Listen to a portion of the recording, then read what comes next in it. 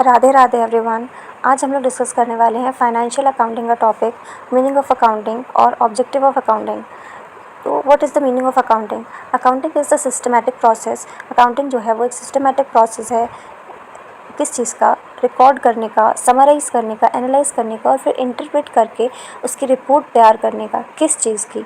Transactions, एक business की transactions या किसी ऑर्गेनाइजेशन की ट्रांजैक्शंस जो कि फ़ाइनेंशियल नेचर के होते हैं, उनको ये अकाउंटिंग रिकॉर्ड करके, समराइज़ करके, उसको एनालाइज़ करके और उसकी रिपोर्ट को तैयार करता है।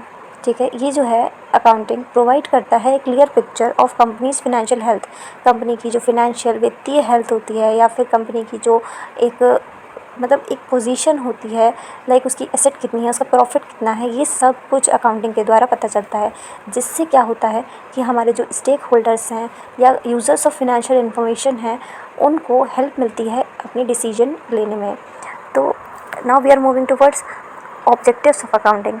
अकाउंटिंग के बहुत सारे ऑब्जेक्टिव्स होते हैं। फर्स्ट है रिकॉर्डिंग ट्रांजैक्शंस। ट्रांजैक्शन का एक सिस्टमैटिक रिकॉर्ड जो है वो हो जाता है। Determining profit and loss determine हो जाता है कि एक साल में कितना प्रॉफिट हुआ है, फिनेंशियल पोजीशन क्या है at the end of the financial year. फिर फिनेंशियल इन्फॉर्मेशन प्रोवाइड होती है मैनेजमेंट को, ओनर्स को, और फिर जो कंप्लाइंस हैं वो पूरे होते हैं, लॉ रेगुलेशंस पूरे हो जाते हैं। अकाउंटिंग स्टैंडर्ड्स के द्वारा ये बनाया अकाउंटिंग स्टैंडर्ड्स के बेस पे ये बनाया जाता है।